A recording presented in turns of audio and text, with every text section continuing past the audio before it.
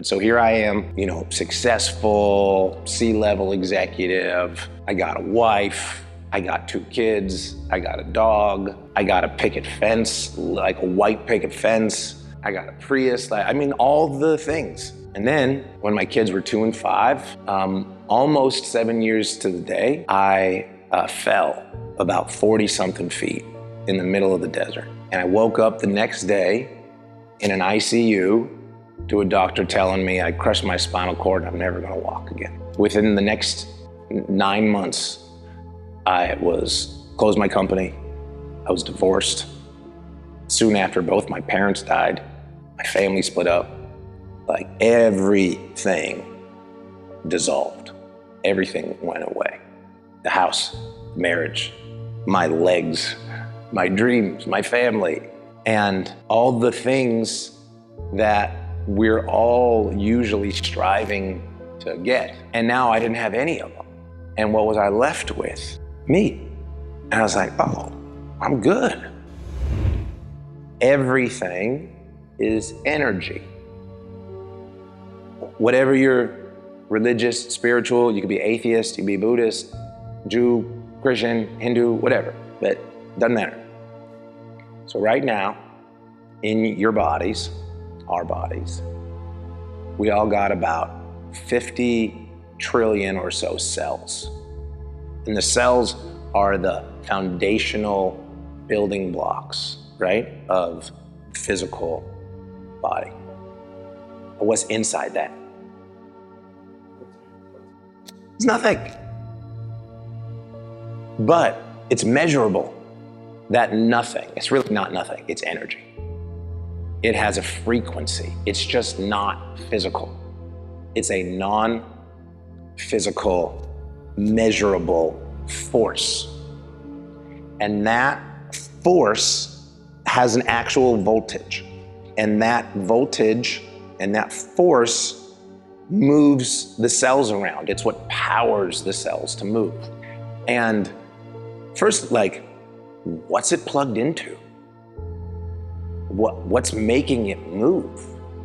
That's crazy. Not only is it moving on its own volition, it's so intelligent. It cooperates and works in coherence with all the other cells to create you all the time. Like, that is so unbelievably profound. If we were aware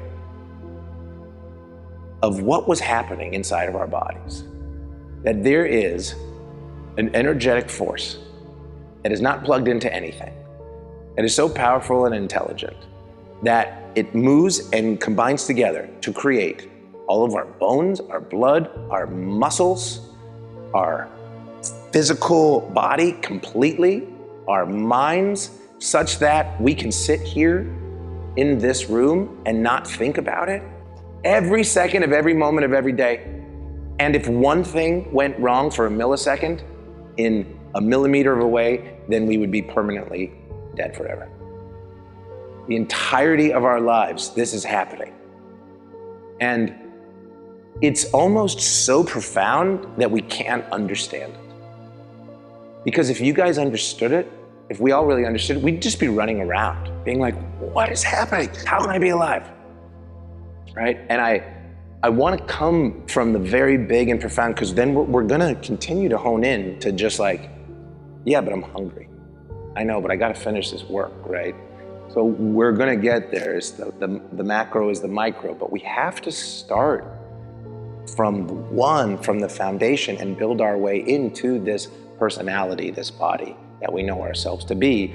Otherwise, we're not going to give a shit about the blood work, and we're not going to care about the water, because we're still operating in just a very, very small, fragmented awareness of what is actually happening here. And when we become aware of what's happening here, really doesn't mean we're always going to do that. We still just want to like be a regular person and like have a beer, watch a game, and do my work. Great, but we'll have an entirely different context to it. So everything is energy. Now, this energy that powers the cells, it fills our whole body, right? It has to. And so like your whole body is filled with this energy, right? And my whole body is filled with this energy. What about between us? Is there energy in between us? Does the energy that is in your body, does it stop at your skin? No, yeah. So it goes out. And so we're this field of energy we're actually connected from, right? This one, and it goes, and so all of us in this room are all these individuated expressions. We're unique waves from a singular ocean of energy. Does that make sense? Right? Does it stop in this room? Does it stop by the walls? Does the walls stop it? No. Because the walls is an expression of it. Great. Does it stop at the county line? Where does it end? It doesn't end. I cannot stress this enough, you guys. One singular field of energy. Now let me ask you something. One pool of energy. If you guys were swimming and you're swimming in the deep end and there's a kid swimming in the shallow end and they shit in the pool, would you keep swimming? Who would get out of the pool? Everybody. But why? You're in the deep, you're over here. Yeah, because it's one pool. You see where I'm going with this? What are you putting out? What are you putting out, right? It connects to everything. So everything is energy, and we know that energy creates matter. Matter does not create energy. Do the cell walls create the energy inside, or does the energy inside create the cell walls?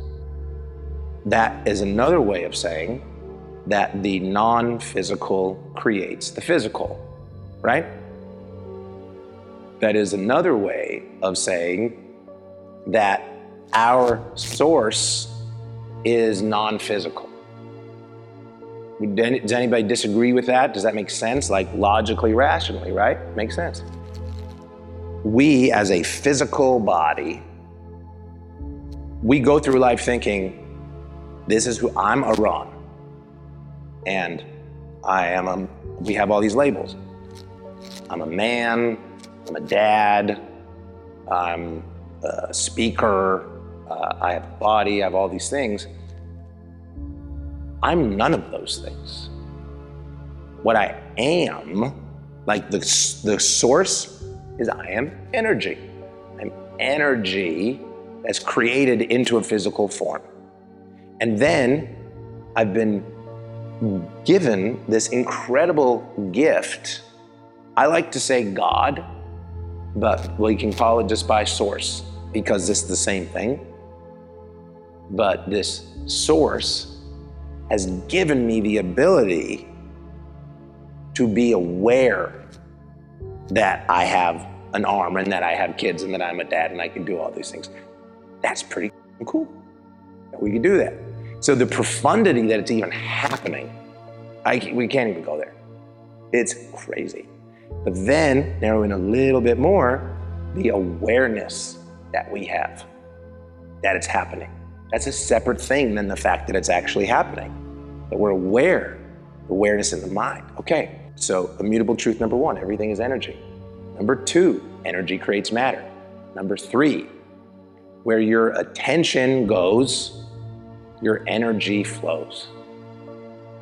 That's very simple. To say, well, you're thirsty. What are you gonna do? I'm gonna put my attention on the water cup, I'm gonna pick it up, I'm gonna bring it to my mouth, I'm gonna drink it. Great.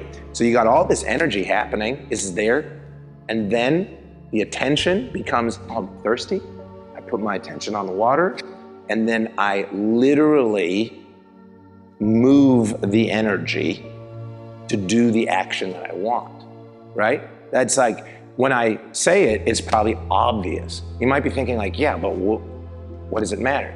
This is so foundational. These are the foundational principles, because as you'll see, as you can understand, you understand these foundational principles, and you will never be a victim to your circumstances ever again.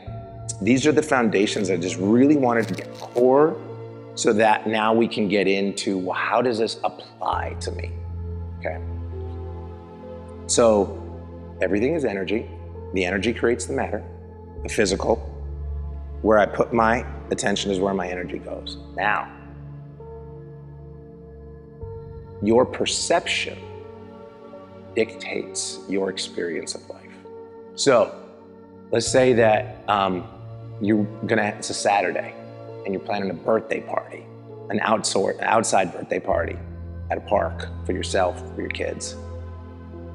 And then it's Dallas, you never know, this big rainstorm comes. And you think, oh man, how unlucky, how unfortunate that the rain came. This sucks. I hate the rain. This is no good. I'm upset that the rain came.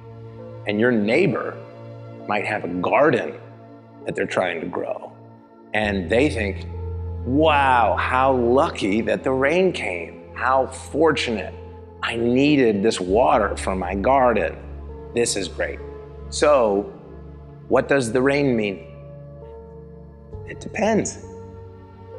It's neutral. The rain is inherently neutral. Yes. It has an objective outcome of getting things wet, but the meaning of it is inherently neutral. Great. Everything in life is inherently neutral. That becomes very triggering. It's like, but what about murder? And what about war? And what about this and that and the other thing? So, what about paraplegia? Inherently neutral. Now, easier said than done? Yeah, it is, but it doesn't take away the immutable truth, the foundation of it. So, while I'm going through this process, what's going through my mind is how my life is ruined. I've destroyed my life. I've destroyed my kids' lives. I've destroyed everything. I'm watching everything go away. And it was really challenging because it's not just a matter of like coming to terms with I'm never gonna walk again, which may or may not be the case, but that idea, I had to grieve like 1,000 things. You know, I'll be in my room, just in the bed thinking, and I'll be like, oh shit, I'm never gonna be able to pick up my daughter out of her crib. She was 2 at the time. And that was so difficult. And I had to grieve that, I had to process that. Okay, oh God, I'm never gonna be able to go bike riding with my son. Oh, and I had to grieve that, and all of these things, right? And we all go through these in our own ways all the time. My perception was focused on all of the negative pieces of it. Are they true? As true as I want them to be. But now, because I'm gonna go into bring in the next immutable truth to bring it together, is that while everything is neutral, we have, and our perspectives dictate our experience, as you understand, each of us has sovereign control over our perspective. 100% sovereignty. Now, these catalysts that come in can absolutely be triggering. If you had the birthday party and it starts raining, I'm not expecting you to be like, oh, that's great, we'll do it. You know, it's like, we gotta process. It's okay, it's part of the experience. But nobody's forcing you to be upset. And you have 100% control and choice to shift your perspective. And that's the practice that I did. I've created something for myself, which I say I created it. Everything already exists. You know, when we discover something, we think we found it. No, it's already there. You just happen to come across it, right? So, but then we frame it in ways. So the process I did for myself, and it's really applicable for everybody. I call it the ART process. It stands for acknowledge, reframe, and transform, transcend. So the first thing we gotta do, just acknowledge. We gotta separate the objective from the subjective. This is really key. It's raining, objective. This sucks, subjective, right? Can't move my legs, objective. My life is over, subjective. Okay? So you can start to see is all that we come through that process. So now, as we go through and separate them, you don't even have to switch. We just want to understand the difference, that they're uniquely different. And now that we can see that, we say, okay, well, I have sovereign control over where I put my energy and my perspective. What is present for me? This is horrible. This sucks. My life is over. What am I going to do? All these things. Great. Perfect. Here's that list. Okay. Now, for shits and giggles, for fun, what are some other things it could mean? You don't even have to believe them yet. Let's just go through the process. Well, could it be that maybe by being on a wheelchair, that my kids grow up with a dad on a wheelchair will create an opportunity for them to expand their compassion and their heart and their service because of how close they were, such that the impact that they will have in the world will be exponentially greater than anything that could have happened if I was able-bodied. That sounds pretty cool, right? I don't have to believe it, but it's just as viable of an option. And do you know why? Why is it just as viable as an option? It's neutral. That's why it's just as viable. Maybe because I'm in this position and condition, I will uncover and discover some cure for spinal cord injuries that is going to change the way that the world operates and can bring healing for generations to come that I never would have done if I wasn't in this position. Maybe, I don't know, right? Just as viable. Now here's the thing. From this now moment, as we think about potential and future, none of us know what's going to happen. But where our attention goes, our energy flows. And energy creates matter. So, as you sit in your space, in your thoughts, with a future to be created by your energy, right? You're in the driver's seat. And if I am thinking, my life is over, I've ruined everything, I've destroyed my family, this is the worst thing that ever happened, what am I going to create?